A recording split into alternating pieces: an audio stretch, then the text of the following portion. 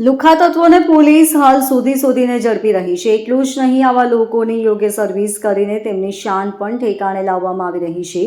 સુરતની પાંડેસરા પોલીસે ફરી એકવાર આરોપીઓનો વરઘોડો કાઢી કાયદાનો પાઠ પણ આપ્યો હતો। પાંડેસરાના કૈલાસનગર ચોકડીમાં ધૂળેટીના દિવસે રંગ લગાવવા બાબતે ઝઘડો થયો હતો, જેમાં 4 આરોપીઓએ એક યુવક પર ચપ્પુ વડે હુમલો કર્યો હતો। પોલીસે આરોપીઓનો વરઘોડો કાઢી હાથ જોડીને લોકો પાસે માફી મંગાવી। આ ઘટનામાં ભોગ બનનાર વ્યક્તિ પાંડેસરા વિસ્તારમાંથી પસાર થઈ રહ્યો હતો, ત્યારે તેના પર પાણીની પોટલી ફેંકવામાં આવી હતી। દરમિયાન ભોગ બનનારે દલીલ કરી હતી કે ધૂળેટી પૂરી થઈ ગઈ છે તો હવે કેમ પાણી ફેંકો છો। ત્યારબાદ બોલાચાલી થઈ હતી અને બોલાચાલી બાદ ઝઘડામાં પરિણમી હતી, જે બાદ પોટલી ફેંકનાર યુવકો ચપ્પુ અને ધારિયા લઈ આવ્યા હતા અને ભોગ બનનાર પર હુમલો કર્યો હતો।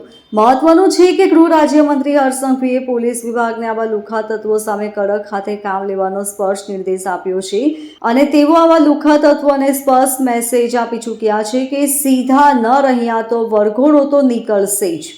Bureau report, LK star news, Surat.